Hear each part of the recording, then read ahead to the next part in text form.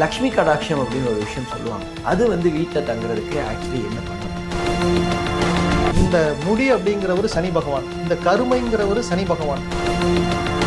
செவ்வாய்க்கிழமை நீங்கள் சவரம் செய்யக்கூடாது, அமாவாசைகளில் செய்யக்கூடாது. செஞ்சால் என்ன ஆகும் அப்படின்னா, இந்த பாக்கெட்டுன்னு ஒன்று இருக்கும். நீங்கள் இந்த பாக்கெட்டில் பணம் வச்சுட்டு ஃபஸ்ட்டு இதில் ஆண்கள் செய்யக்கூடிய தவறுன்னு ஒன்று இருக்குது.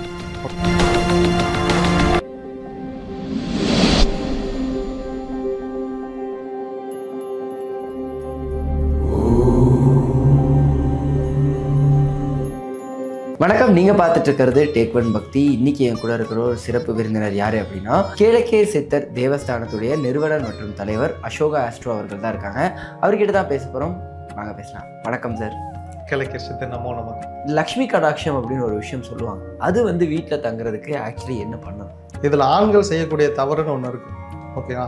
ஏன்னா ஆண்கள்கிட்ட மட்டும்தான் இந்த பாக்கெட்டுன்னு ஒன்று இருக்குது. நீங்கள் இந்த பாக்கெட்டில் பணம் வச்சுட்டு ஃபஸ்ட்டு இந்த பாத்ரூம்குள்ளே என்ட்ரி ஆகக்கூடாது.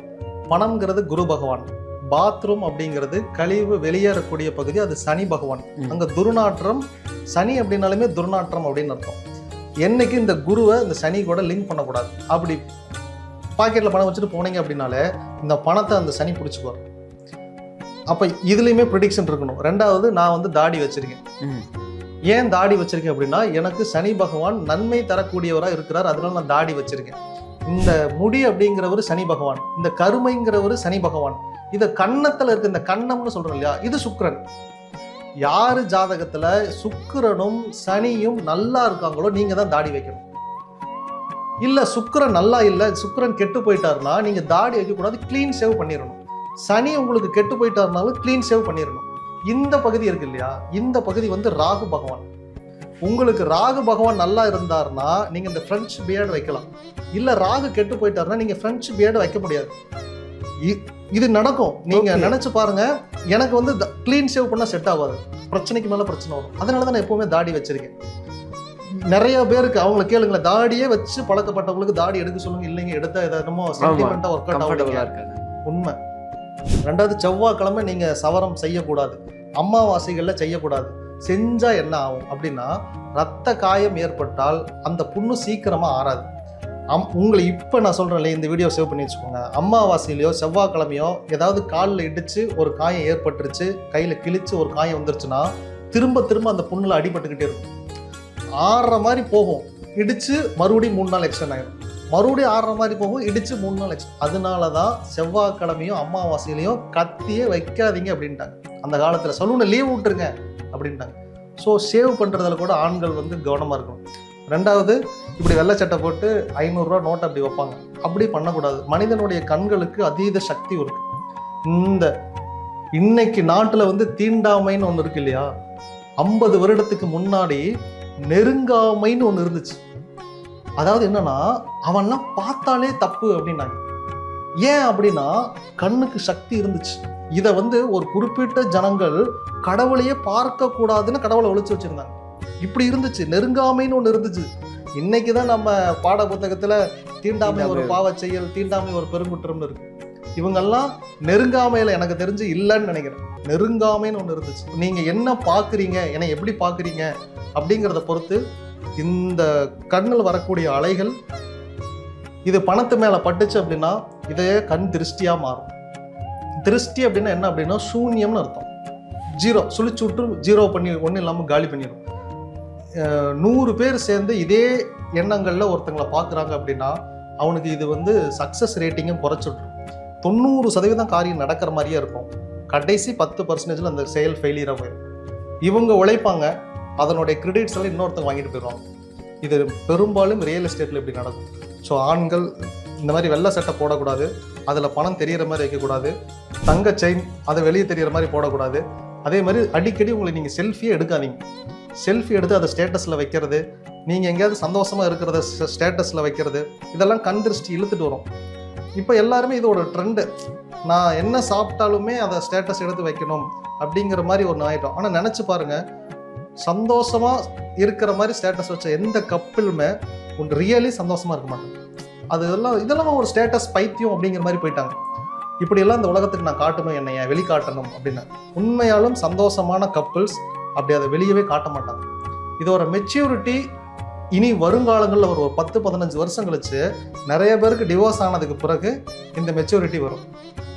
இன்னைக்கு நீங்கள் டீ கடைக்கு போனால் நாட்டு சக்கரை காப்பி கொடுக்குன்னு கேட்குறீங்க இல்லையா? ஏன் அப்படின்னா நிறைய பேருக்கு இங்கே சுகர் வியாதி வந்துச்சு. அதுக்கு காரணம் அஸ்கான்னு இப்போதான் அவன் புரிஞ்சுக்கிறான். இப்போ போய் கேட்குறான் நாட்டு சக்கரை காப்பி கொடுங்க, கருப்பட்டி காப்பி கொடுங்கன்னு. ஏன் அன்னைக்கு தேதிக்கு நாம சங்கு ஊதும் போது இவன் காதில் விழலை. நிறையா சுகர் வியாதி வந்ததுக்கப்புறம் இவனுக்கு காதில் விழுந்துச்சு. அதனால இனி வருங்காலங்களில் இப்போ உங்களை கேட்டாலே ஒன்று சொல்லுவீங்க, நான் ஸ்டேட்டஸே வைக்கிறது இல்லை, பார்க்கறது இல்லை. இந்த மெச்சூரிட்டிக்கு எல்லாருமே வந்துடுவாங்க.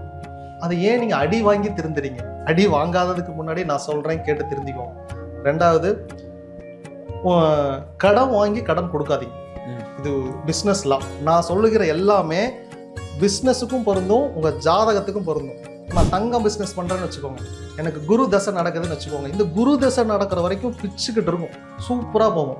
இந்த குரு முடிஞ்சதுன்னு வச்சுக்கோங்களேன், இந்த பிஸ்னஸுக்கும் அதுக்கும் சம்மந்தமே இல்லை, மாட்டிக்குவோம். இப்போ டெக்ஸ்டைல் பண்ணிட்டு இருக்கேன்னு வச்சுக்கோங்களேன், அடுத்த டெக்ஸ்டைல் பிஸ்னஸ் நான் போயிடலாம். இது லாஸ் ஆச்சுன்னா அங்கே நான் பண்ணலாம். ஸோ நீங்கள் தப்பிச்சு போகக்கூடிய ஏதாவது ஒரு வழி பிஸ்னஸில் இருக்கணும். இப்படியெல்லாம் இல்லாதவங்க மட்டும்தான் போய் கடனில் மாட்டிக்கிறாங்க. இவங்க தான் ஜோதிடரையும் தேடி வராங்க. ரெண்டாவது, நல்லா இருக்கும்போது ஜோதிடரை தேடி நீங்கள் போங்க. பிரச்சனையில் மாட்டிக்கிட்டு ஜோதிடரை அணுகுனீங்கன்னா எந்த ஜோதிடராலும் உங்களை காப்பாற்ற முடியாது. இது இப்படி தான், இன்னும் 3 வருஷத்துக்கு இந்த தசா தான் அப்படின்னா 3 வருஷத்துக்கு உங்களை மீட்டெடுக்க முடியாது. அதை ஒன்றுமே பண்ண முடியாது. அடுத்த தசாநாதன் வந்து தான் உங்கள் வாழ்க்கையை மாற்ற முடியும். அதனால பிரச்சனைகளை மாட்டிக்கிட்டு ஜோதிடரை அணுகுவதை முதலில் நிறுத்துங்கள். நீங்கள் நல்லா இருக்கும்போது எவ்ரி பர்த்டே நீங்கள் வரும்போது ஜாதகத்தை தூக்கிட்டு ஜோதிடர்கிட்ட போயிருங்க. இந்த வருஷம் எனக்கு எப்படி இருக்க போகுது, நான் பண்ணுறதே கண்டினியூ பண்ணலாமா, இல்லை வேறு ஏதாவது ஆல்டர் பண்ணணுமா, இன்வெஸ்ட் பண்ண போகிறேன், கேட்டுட்டு பண்ணுங்க. இன்வெஸ்ட் பண்ணலான்றீங்க, இந்த மாதிரி பண்ணீங்க அப்படின்னா உங்களுக்கு திடீர் லாஸ் எதுவுமே வராது. ஜோதிடருக்குமே இதில் மிகப்பெரிய சட்ட சிக்கல் இருக்கு. இப்போ நினச்சி பாருங்க, நான் ஈரோட்டில் இருக்கேன், எங்கள் ஊருக்குள்ளே மட்டும் நான் ஜோதிடம் பார்க்குறேன்னு வச்சுக்கோங்களேன். எங்கள் ஊர்லேயே ஒரு 100 பேர் இருப்பாங்க. இவன் தான் எங்கிட்ட ஜாதகம் பார்க்க வருவான். நான் உண்மையை சொன்னேன் அப்படின்னா, இந்த மாதிரி பிஸ்னஸ் பண்ணாத, இல்லை இந்த பொண்ணை கல்யாணம் பண்ணிக்காத, நான் கரெக்டாக தான் சொல்கிறேன். இதையே நான் சொன்னேன் அப்படின்னா உங்களுக்கு பிடிக்கலன்னா இன்னொரு ஜாதகம் நீங்கள் வெளியே போய் பார்ப்பீங்க, ஓகேங்களா? அங்கே கல்யாணம் பண்ணிக்கன்னு சொல்லிட்டாருன்னா இவர்கிட்ட வேணாம்ப்பா, அவர்கிட்ட போய் பண்ணுப்பா அப்படின்னு மொத்த ஊரில் இருக்கிறதே 100 பேர் தான். 100 பேர் நீங்கள் சந்தோஷப்படுற மாதிரி தான் பதிலே சொல்லி ஆகணும். ஆனால் எனக்கு அப்படி இல்லை, நான் ஆன்லைனில் பார்க்குறங்காட்டி. ரெண்டாவது, நீங்கள் அடுத்த தடவை வரணுங்கிற எதிர்பார்ப்பு எனக்கு இருக்காது. நான் உலகம் பூரா நான் எல்லாருக்குமே ஜாதகம் பார்க்குறங்காட்டி எனக்கு இந்த பிரச்சனை கிடையாது. நான் உள்ளதை ஆமாயா இதை பண்ணாதையா, இந்த பொண்ணை கல்யாணம் பண்ணாதன்னு சொல்லிடுவேன், இந்த பிஸ்னஸ் பண்ண வேண்டாம், இது பண்ணினா மாட்டிக்குவேன், நான் ஓப்பனாக சொல்லிடுவேன். உள்ளூரில் ஜோதிடர்கள் அப்படி சொல்ல முடியாது. அதனால கண்டினியூட்டிவாக ரொம்ப பழகின ஜோதிடர்கள்ட்ட அட்வைஸ் கேட்காதீங்க. நீங்கள் என் ஃப்ரெண்டுனா உங்களை காப்பாற்றுறதுக்கு தான் நான் ட்ரை பண்ணுவேனே ஒழிய ஓப்பனாக இல்லை வேண்டாம் அப்படின்னு நான் சொல்ல மாட்டேன்.